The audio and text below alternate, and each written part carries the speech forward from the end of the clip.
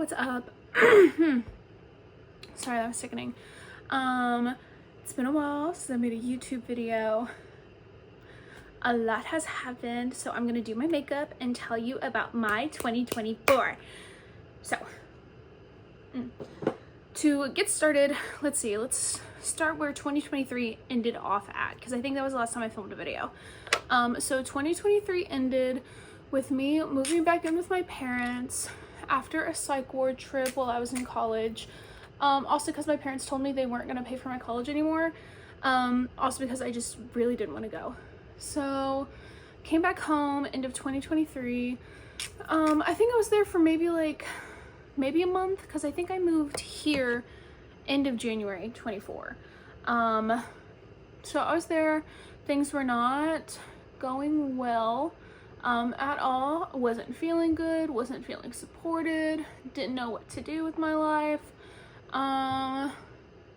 So I was talking to my sister. My sister was like, hey Abigail, come move in with me and my family in Houston. We would love to have you.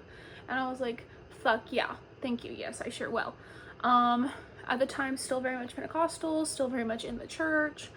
And I planned to move into my sister's behind my back, behind my parents' back. They didn't know that this is what I was planning.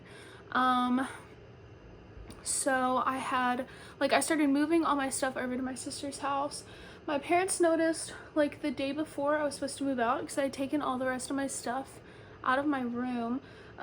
They then proceeded to search through my room and find some of my dead vapes and a bottle of an empty little bottle of vodka that I had taken with me up to a trip to see one of my friends.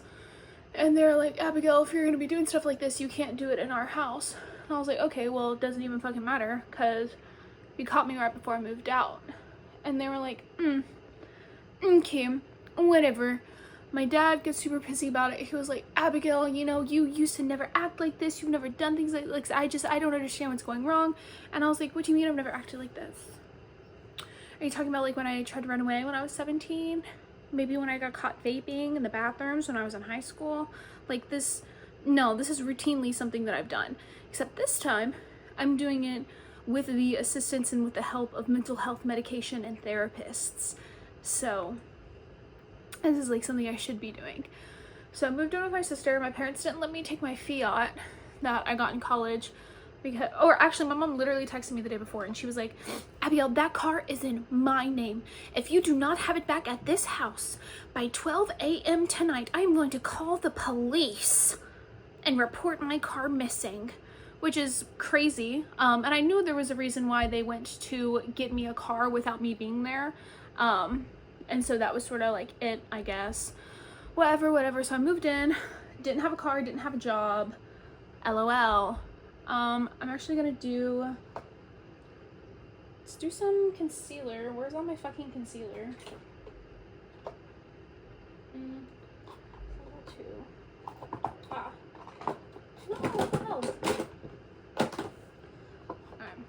I use two concealers. I take my Dermablend Professional Cover Care, and then I take my NYX Bear With Me Concealer Serum. And this is what I mix together for my concealer, and it makes me feel really good. Anyway, so she did that kind of crazy shit. So moved in, didn't have a job, didn't have a car, really wasn't feeling good. And yeah, that was just how it was for a hot second. Just living here, rent-free, just sort of being a bum, being a bum. But my sister and my brother-in-law were so kind, and they always supported me, and they never made me feel bad about it. They made me feel bad, my sister made me feel bad about it a little bit, but that's what sisters are supposed to do. Sisters are supposed to be like, hey, this is bullshit. Hey, get off your ass and do something. And that was exactly what she did. And I ended up getting a job at American Furniture Warehouse, which is where I work now. Which is super amazing. I love my job. Literally, actually, my managers are super cool. I love all my coworkers. That happened in around March, and at that time I was still very, very much Pentecostal. I wasn't going to a Pentecostal church. I think I started going to a Catholic church actually at that time, which was a lot of fun, and it was very, very different. But it was around that time that I started going through my religious crisis, I guess is what it could be called. because sort of the juxtaposition of being in the Pentecostal church my whole life, like literally knowing everyone that I had gone to church with, like since I was a child, pretty much everyone, or at the very least just having what I thought was a really good relationship with them, because I was involved in ministry and I was involved in all of these groups and I was doing stuff, like I was there. I wasn't just someone who went to church, I was in the church. And then I left for college and no one really ever reached out or talked to me, and I would come home to visit every couple of months and no one would even really acknowledge me. And then I came home for what I thought was going to be like permanently, and I wasn't asked to be put back on the platform. No one was really hanging out with me. The only person that was hanging out with me was Gabriella, which I'm still like so grateful for her and her friendship. That really helped me through like a really hard time, especially with the church. But yeah, I just felt really abandoned and really alone in this. And I want to go ahead and put this in there. This wasn't me feeling like God abandoned me. That's not it at all. I don't know. I'm not a big picture kind of person. I'm the like detail oriented, people oriented things. I don't look at, you know, whatever the fuck's happening in the clouds and in the stars or whatever. I'm looking at the people, you know, because that's who I interact with. That's what matters to me. And the people at my church had abandoned me. And it was really, really, really hard to try and get through that. I had to grieve everyone that I had known because I thought that they loved me. I thought that we were friends. I thought that they cared about me. And then at the end of the day, when I probably needed them the most, no one was there. No one wanted to reach out. No one was asking me how I was doing. And that was really hard to sort of like cope with. And there was this one time I was visiting a Catholic church over here nearby, and I just was not feeling good that day. And I went to the church, and they, you know, like we went through the sermon and everything, and then like the last, like I want to say like 15-20 minutes of the service, it's just like quiet, like reflection, like prayer time. And I just was sobbing, crying the entire time. I was the only person crying in this Catholic church because that was what I knew, you know, like whenever you don't feel good, you go and you pray and you cry and you get it out. And I did that, and it was such a weight off of my shoulders, but it was such like a, I don't know, like I just think that's really funny, like being hurt by the church and then going to a different church to sort of like get through that. I don't know, I thought that was silly. Anyway, so I was doing that, and then around March, so started my job in March, and then in May I met a guy, Charlie, because I'd gotten on Tinder, so I was just sort of like going, hanging out with people, having fun, and I met Charlie. Super cool guy. I don't want to say too much about that because I do still think it's in development, but we started dating, and then we started dating in July. We are currently broken up though, so womp womp. If you hear like stopping and stuff, hey, I live with my sister. Hey, I have like my nieces and my nephew, so that's them, and everyone in this house is like so loud, which is okay, they're having fun. Anyway, okay, so that happened in January, February, March, April, May, started dating Charlie, or May met Charlie, June, July, started dating Charlie, we had Sunny's birthday. Oh, my sister had an extra car that I was driving, and at that time I got involved like in a wreck, so womp womp, again without a car. July, August, nothing happened. September was Charlie's birthday. I can't remember what we did first. I don't think we did anything for his birthday. We were just chilling, hanging out. And then October, my birthday, I turned 21. Womp womp.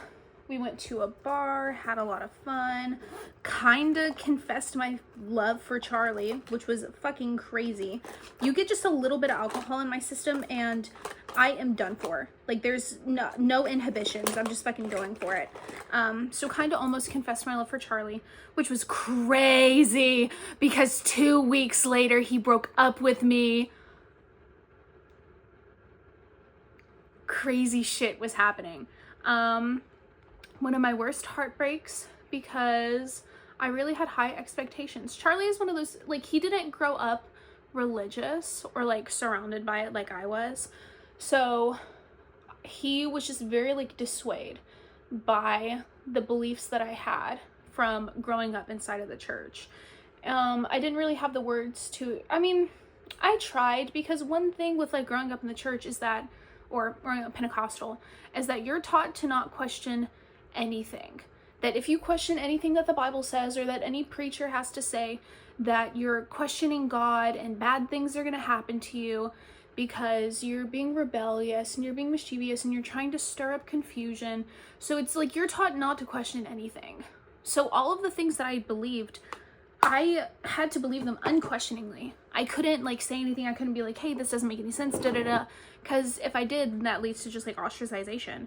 And so I was holding and still like spreading some of these beliefs that I had that were not biblical. They were not correct. They weren't right. But I didn't know that. I didn't have any way of asking questions about that. And that was something that Charlie really did not appreciate. As someone who didn't grow up like that, someone who had like a pretty solid worldview of like how things are and the way that things should be, he was like, hey, that's kind of fucked up and crazy. And I can't, like, I can't entertain that right now. And I was like, oh, okay, cool, great, yeah, no, awesome, okay, cool. It totally was not cool, not having a good time with that. And then I want to say around 3 or 4 weeks ago, I started my deconstruction.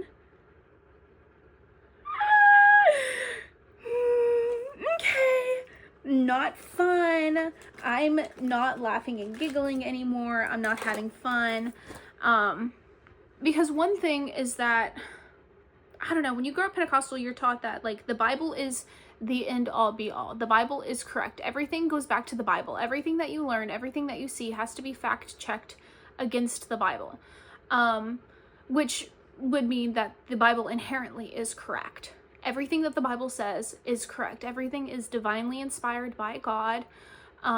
There is not a single word, punctuation mark. There's not a single, anything in it that's not true. It's not correct, and that it isn't what God wanted. Which is crazy, because interpolation is a thing. Huh? You mean people were just putting shit in that? And there's no way these like theologians that were teaching at my school didn't know that. There's no way all these preachers that had dedicated their entire lives to studying and understanding the Bible, there's no way they didn't like hear about that. So on top of just feeling like abandoned and hurt by the church, at the time where I needed it the most, there's also this sense of, oh, you lied to me. Oh, you deceived me. It took me 2 Google searches to find out what interpolation was and to have like my entire worldview shattered.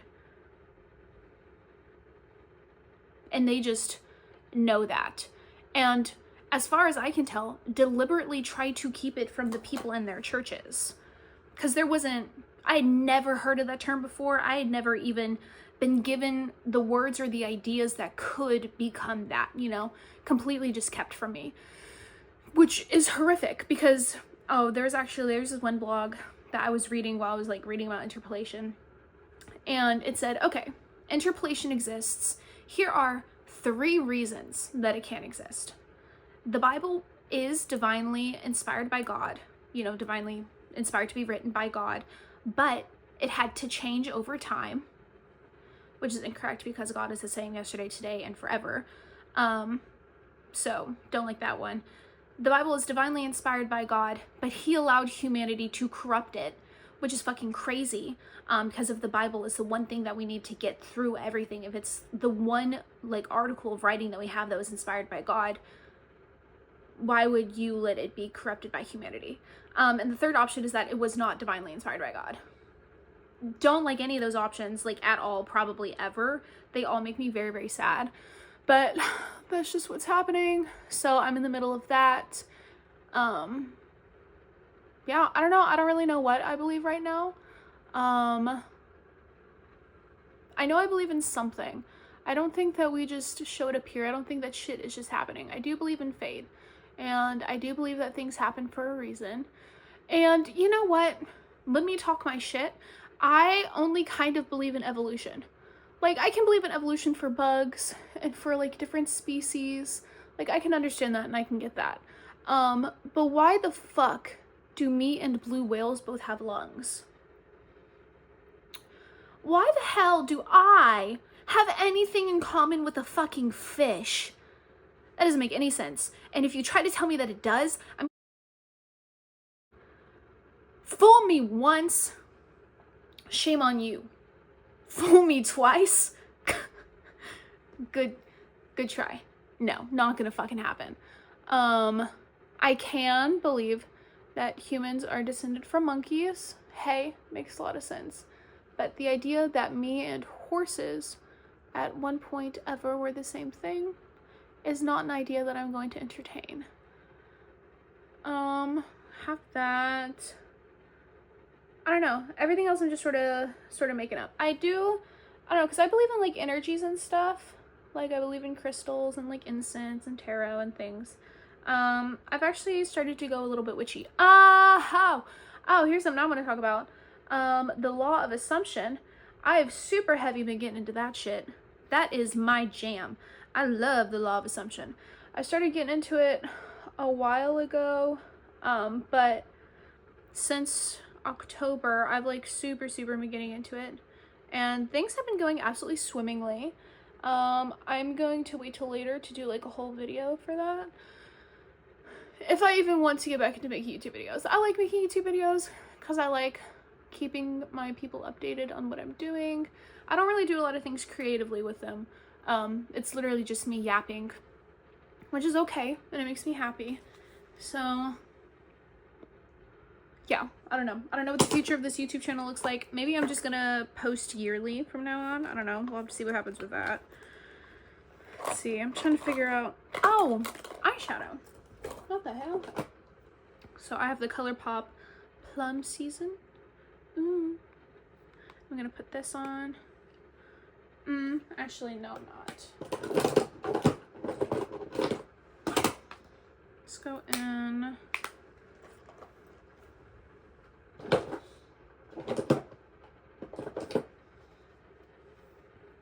This. But yeah, getting ready to go to work because I do have to work the day after Christmas. Isn't that so cool? But I'm only working 4 hours today, so I'm not feeling too bad about it. Oh, there's been some hot tea at my job, but I feel like y'all haven't known about this new job that I have for long enough for me to be able to, like, spill any of it.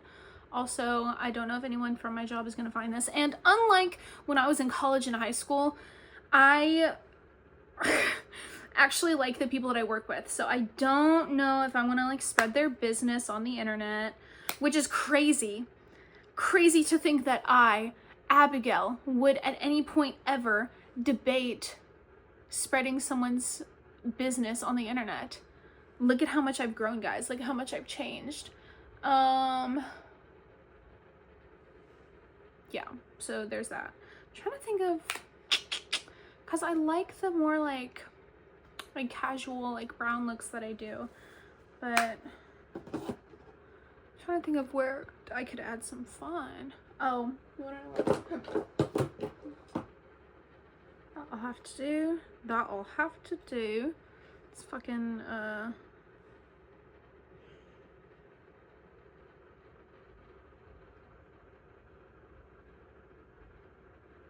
yeah.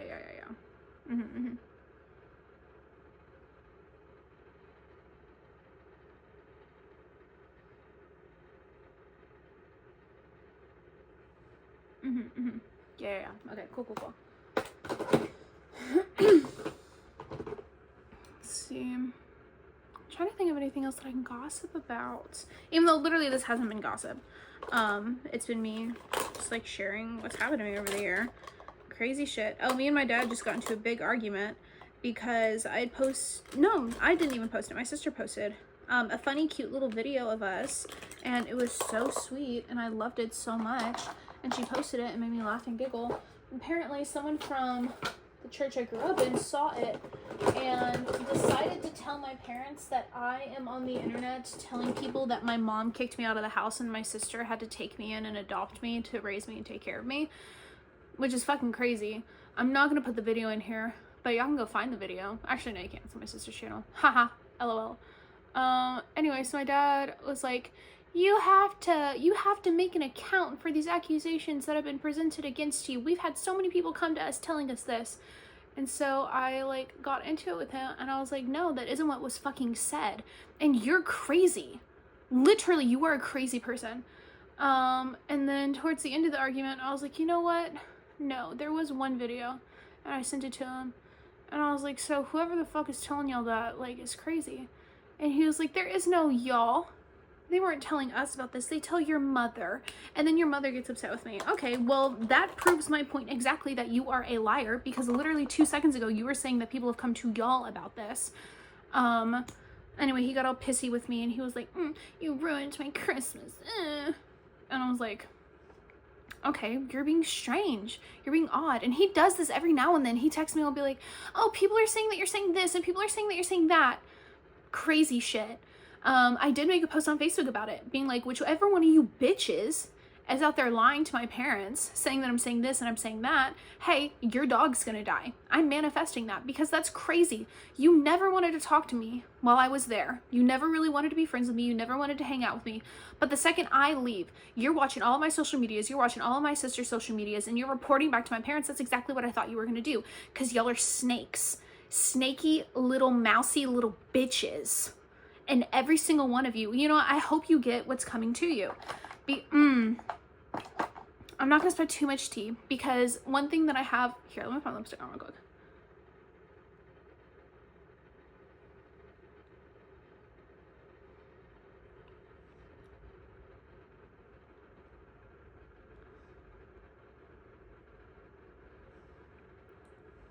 Okay, one thing that I've always tried to avoid is looking like I have church hurt, right? Because that is something that, also, let me hit my fucking vape. Oh my God.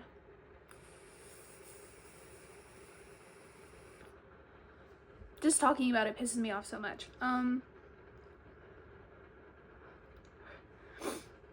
Okay. One thing that I've really tried to do is avoid developing any feelings that could be interpreted as church hurt, because that is something that the church uses to invalidate people that have left the church. They say, oh, you have church hurt. Oh, you are just mad about the way that people treated you inside of the church, and that's why you turned your back on God. So I try really hard to avoid developing anything that could look like that, because I will not let my experience be invalidated. I will not let these bitches sit around and say, oh, we just hurt her feelings, and that's why she feels like this. Like, yeah, you did hurt my feelings, but also you lied to me and manipulated me my entire life. You lied to my parents and have manipulated my parents. They've sold themselves to this cult. They've been inside of it for years. They do everything for the church. My dad is always out there fixing the AC, and maybe he gets the kudos that he deserves, but I don't think he does. And there are so many other people that have dedicated their entire lives to the Pentecostal church, and they fly under the radar and they aren't recognized for what they've done, because why would they be? In the church's eyes, this is just what you're supposed to do. The church takes advantage of people. It takes advantage of broken people, of hurt people, of people that have mental illness. That's all that they do, is they take and they take and they take because they can. And it is not out of care. It's not because they love you. It's not because they have something that's going to fix you. It's because you are someone that needs help. And they prey on that. That's what all organized religion does. And it's really sickening. So I don't want my feelings to be misinterpreted as church hurt, because I will not be invalidated. But I have been hurt personally by the church. I completely forgot where I was going this rant. Oh my God. Anyway, that's where I'm at. I'm not Pentecostal anymore. I'm not aggressive towards them. Like, I see them out in public and I'll be like, oh, like, you poor thing. That's just where I'm at in life, and that's just what's happening. Okay. This is the makeup look. I am not going to be wearing this to work. Oh, I don't know if I really showed you all my hair. Since I moved here, I have been experimenting with cutting and dyeing my hair. A whole bunch of different colors and different haircuts and stuff. This is what we're rocking with now. I have this little blue and purple bob She's super cute. I'm serving. Ooh, that was crazy. I have these cute little earrings from Claire's. They're little duckies. And that's the look. Ooh, oh, I'm serving. Anyway, okay.